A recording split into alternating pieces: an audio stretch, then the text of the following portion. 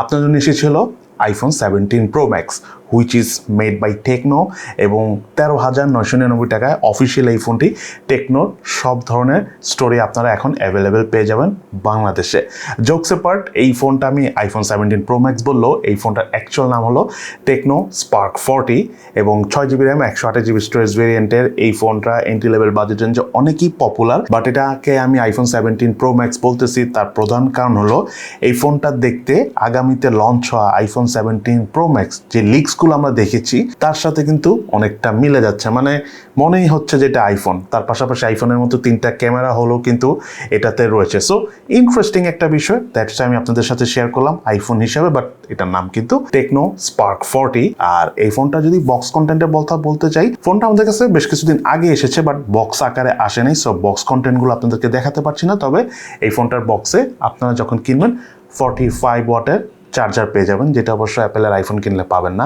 Anyways, ফোনটার design এবং build কোয়ালিটির কথা যদি বলতে চাই, ফোনটা যেটা বললাম দেখতে অলমোস্ট হুবাহু আইফোন 17 Pro Max যেটা ভেরি সুন আসতে যাচ্ছে সেটার মতোই দেখতে। ব্যাক প্যানেলে 3টা ক্যামেরা হোল রয়েছে বাট এটাতে একটা ক্যামেরা রয়েছে। ফোনটা কিন্তু বেশ স্লিম এবং বেশ হালকা, মাত্র 7.7 মিলিমিটার থিকনেস। সো বুঝতে পারতেছেন যে কতটা স্লিম। তার পাশাপাশি এই ফোনটাতে কিন্তু IP64 এর ওয়াটার এবং ডাস্ট রেসিস্ট্যান্স সার্টিফিকেশন রয়েছে এবং তার পাশাপাশি এই ফোনটা যদি আপনার হাত একটু তৈলাক্ত অবস্থায় থাকে সে অবস্থাও মিস টাচ হবে না।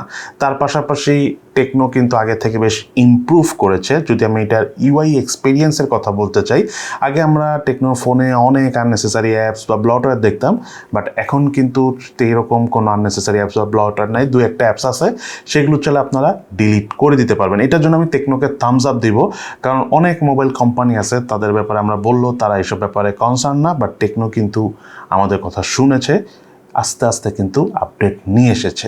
সেই সাথে এই মোবাইলটাতে রয়েছিল 5200 mAh ব্যাটারি, সাথে 45 ওয়াটের চার্জার রয়েছে। আর চার্জ ব্যাকআপের কথা যদি আমি বলতে চাই, ফোনটা আমরা যখন হালকা পাতলা বেসিক ইউজ করেছি অলমোস্ট 1.5 দিনের কাছাকাছি চার্জ ব্যাকআপ পেয়েছি। আর যখন আমরা একদম লং টাইম টানা ভিডিও দেখেছি, টেমিং করেছি, তখন এই ফোনটার স্ক্রিন অন টাইম অর্থাৎ চার্জ ব্যাকআপ পেয়েছি অ্যারাউন্ড 6 আওয়ার্সের মতো। আর এই ফোনটাতে 4GB ভার্চুয়াল র্যাম রয়েছে, অ্যান্ড্রয়েড 15 অপারেটিং সিস্টেম হিসাবে এসেছে। আর ইউআই এক্সপিরিয়েন্সের কথা যেটা না বললেই নয়, মানে আননেসেসারি অ্যাপস ব্লটার তো নেই।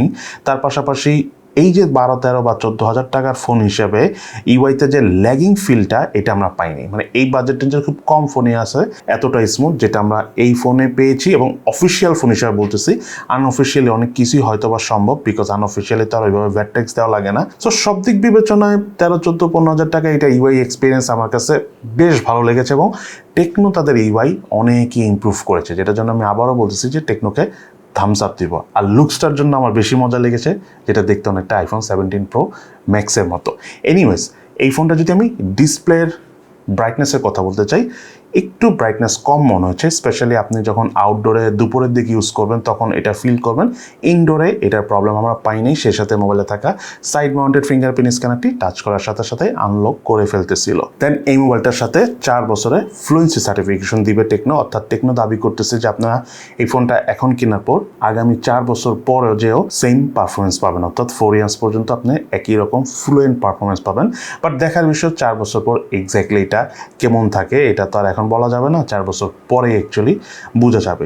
সেই সাথে ফোনটার ক্যামেরার ব্যাপারে যদি কথা বলতে চাই, রেয়ার প্যানেলে একটাই ক্যামেরা রয়েছে, সেটা হলো 50 মেগাপিক্সেলের মেইন ক্যামেরা। আর ক্যামেরা দিয়ে তোলা ছবির কথা বলতে গেলে আমরা আউটডোরে ভালো লাইট যখন পেয়েছি তখন বেশ ভালো ডিটেলস সহ ছবি তুলতে পেরেছি। এটা ঠিক আছে যে এই বাজেট রেঞ্জের ফোনগুলোর ক্যামেরা অনেক বেশি পাওয়ারফুল হয় না, সো এটাও অ্যাজ ইউজুয়াল সেই ফোনগুলোর মতোই। তবে একটু ব্রাইটার ছবি উঠতেছিল, কালার স্যাচুরেশনের ঘাটতি ছিল, কালার অ্যাকুরেসিটা আপনার বেশ ঘাটতি পেয়েছি। তবে পোর্ট্রেট মোড আবার ডাইনামিক রেঞ্জটা বেশ ভালোভাবে কভার করছিল এবং এজ ডিটেকশন আমার কাছে ঠিকঠাক লেগেছে। সেই সাথে মোবাইলটিতে হাইয়েস্ট 2K 30 FPS এ ভিডিও শুট করা যায় এবং ভিডিও আমরা মোটামুটি ভালোভাবে শুট করতে পেরেছি, যেহেতু ওএস বা ইআইএস নাই। ফর দ্যাট রিজন আমরা আসলে ভিডিও থেকে ভালো পরিমাণের শেকি ফিল্টার পেয়েছি। সেই সাথে মোবাইলটাতে রয়েছিল 8 মেগাপিক্সেলের সেলফি ক্যামেরা। সেলফি ক্যামেরাটা আমার কাছে মেইন ক্যামেরা থেকে স্লাইটলি কিছু ক্ষেত্রে বেটার মনে হচ্ছে। যদি একটু বেশি ভালো লাইট পাওয়া যায়, ভালো পোর্ট্রেট মোডে ছবি তুলে, তবে অ্যাজ ইউজুয়াল মেইন ক্যামেরা বা পোর্ট্রেট বা সেলফি ক্যামেরা সবগুলোতে অ্যাকচুয়ালি আমরা একটু কালার ডিটেলসের ঘাটতি দেখা পেয়েছি। এছাড়া ভালো লাইট কন্ডিশন, ওভারঅল বেশ ভালো ছবি ওঠে। তার পাশাপাশি মোবাইলটাতে ক্যামেরা টু এপিআই সাপোর্ট রয়েছে, সো আপনি চাইলে ইন ফিউচারে এই মোবাইলটাতে ম্যানুয়াল ক্যামেরা অর্থাৎ জিক্যাম ইউজ করতে পারবেন। দেন এই মোবাইলের ডিসপ্লেটা হলো 6.67 ইঞ্চি সাইজের 120 রিফ্রেশ রেট দিয়ে আসা IPS LCD প্যানেলের ডিসপ্লে এবং ডিসপ্লে রেজুলেশন হলো 16x720 পিক্সেল এবং পিক্সেল ডেন্সিটি 263 ppi। ডিসপ্লেটার কালার অ্যাকুরেসির কথা বলতে গেলে আমাদের কাছে মুভি টুভি দেখে বা কন্টেন্ট কনজিউম করে অনেক বেশি খারাপ লাগেনি। এই বাজেট রেঞ্জের নর্মালি যে ফোনগুলো হয়ে থাকে সেটার মতোই লেগেছে, তবে এটা স্লাইটলি একটু ব্রাইটার ডিসপ্লে মনে হয়েছে যখন আমরা ইনডোরে মিডিয়া কনজিউম করেছি। তার পাশাপাশি এই মোবাইলটাতে ওয়াইড ব্যান্ড L1 এর সাপোর্ট রয়েছে, সো আপনি OTT প্ল্যাটফর্মে HD+ রেজুলেশনে ভিডিও দেখতে পারবেন। এই মোবাইলটাতে প্রসেসর হিসেবে ছিল মিডিয়াটেক Helio G81 4G। এই প্রসেসরের ট্রানজিস্টর সাইজ হলো 12 ন্যানোমিটার। মোবাইলটার আন্তর্জাতিক স্কোরের পাশাপাশি বেঞ্চমার্ক স্কোর টেস্ট রেজাল্ট স্ক্রিনে শেয়ার করে দিয়েছি। এই মোবাইলের গেমিং পারফরমেন্সের কথা বলতে গেলে এটা অ্যাকচুয়ালি গেমিং সেন্ট্রিক ফোন না। এই বাজেট রেঞ্জের ফোনগুলো গেমিংয়ের জন্য অত একটা পারফেক্ট আমি বলবো না, বাট স্টিল ফোনটাতে আমরা PUBG গেমসটা প্লে করেছি। গ্রাফিক্যাল কোয়ালিটি যথেষ্ট ভালো ছিল, তবে এটা ট্রু যে একটু লং টাইম গেম প্লেতে আমরা ল্যাগিং ফ্রেম ড্রপের দেখা পেয়েছি। এটা খুবই স্বাভাবিক বাজেট রেঞ্জের ফোন হিসাবে। তবে কালার ডিটেলস অনেক ভালো ছিল, এই জিনিসটা আমরা বেশি ফিল করেছি যখন আমরা অ্যাশফার গেমসটা খেলেছি। অনেক স্মুথ লেগেছে আমাদের কাছে। যারা অ্যাশফার টাইপ গেমস পছন্দ করেন তাদের কাছে এই ফোনে গেম প্লে করে ভালো লাগবে, বাট র্যাম বেশি হওয়ার কারণে PUBG গেমসটা আমরা মোটামুটি খেলতে পেরেছি। দেন এই মোবাইলটার প্রাইসের কথা বলতে গেলে right now 6GB RAM 128GB storage ভেরিয়েন্টে এই ফোনটা অফিসিয়ালি বাংলাদেশ মার্কেটে আজকে থেকে অ্যাভেলেবেল হয়েছে। এটার প্রাইস হলো 13,999 টাকা, তবে এটা 8GB র্যাম 256GB স্টোরেজ ভেরিয়েন্টও কয়েকদিন পরেই বাংলাদেশ মার্কেটে অফিসিয়ালি পেয়ে যাবেন, হয়তো বা সপ্তাহখানেক সময় লাগবে, তখন চাইলে আপনারা সেই ফোনটাও নিতে পারেন। এখন চলুন আমরা জেনে নিই এই ফোনটা ইউজ করতে যে ওভারঅল কোন বিষয়গুলো আমাদের ভালো লেগেছে এবং কোন বিষয়গুলো আমাদের কাছে ভালো লাগেনি। মেইনলি এই ফোনটা যেই প্রাইস রেঞ্জে এসেছে সেই হিসাবে কয়েকটা বিষয় আমার কাছে ল্যাকিংস মনে হয়েছে। তার মধ্যে নাম্বার 1 হলো এইটার যে ডিসপ্লেটা রয়েছে এটার ব্রাইটনেস যদি আরেকটু বেশি হতো ভালো হতো। মিডিয়াটেক Helio G81 এর জায়গায় যদি অন্য আরেকটা প্রসেসর ইউজ করতো তাহলে আরেকটু বেশি ভালো হতো, এবং তার পাশাপাশি প্রাইসটা যদি একটু স্লাইটলি কম হতো পারফেক্ট একটা ডিল হতো। বাট আমি যদি ভালো দিকের কথা বলতে চাই, নাম্বার 1 যে বিষয়টা খুবই ভালো লেগেছে আমার সেটা হলো 5200 mAh ব্যাটারির পাশাপাশি 45 ওয়াটের চার্জার। সো একটা বিষয় থাকে যে এই বাজেটের যে ফোনগুলো আমরা রিসেন্টলি হয়তো অনেক বেশি ওয়াটের চার্জার দেখতেছি, আগে কতটা দেখতাম না। তো বড় ওয়াটের চার্জার থাকলে যেটা হয় চার্জ শেষ হওয়ার সাথে সাথেই দ্রুত চার্জ হয়ে যায়। দামি ফোনে তো থাকেই, বাট কম দামি ফোনে কিন্তু আস্তে আস্তে এটা ইন্ট্রোডিউস হচ্ছে। সেই সাথে আমি ফোনটার যদি চার্জ ব্যাকআপের কথা বলতে চাই, যথেষ্ট ভালো চার্জ ব্যাকআপ পেয়েছি, যেটা বেশ ইমপ্রেসিভ ছিল। তার পাশাপাশি এই ফোনটাতে IP64 ওয়াটার এবং ডাস্ট রেসিস্ট্যান্স সার্টিফিকেশন রয়েছে। সো বাজেট রেঞ্জের এই ফোনগুলো আপনারা অনেক হেভি ইউজও করতে পারবেন, হাত থেকে পানিতে পড়ে টরে গেলেও প্রবলেম নেই। তবে পড়ে গেলে সাথে সাথে তুলে ফেলবেন, এটা যেন বেশিক্ষণ ডুবে না থাকে বা অনেক নিচে যেন না চলে যায়, তাহলে কিন্তু প্রবলেম হতে পারে। তার পাশাপাশি এই মোবাইলটার ইউআই কিন্তু অনেক ইমপ্রুভ হয়েছে। আমি ভিডিওর মধ্যেও বলেছি যে টেকনো আস্তে আস্তে কিন্তু তাদের ইউআইতে আননেসেসারি অ্যাপসটা কমিয়ে ফেলেছে, এবং এটা কিন্তু আমরা এই ফোনে অনেক ভালোভাবেই অনুধাবন করতে পেরেছি। দেন টেকনো স্পার্ক 40 সিরিজের টেকনো ফ্রি লিঙ্ক নামক একটা অপশন নিয়ে এসেছে। এর মাধ্যমে আপনারা একদম ফ্রিতে কথা বলতে পারবেন, SMS করতে পারবেন।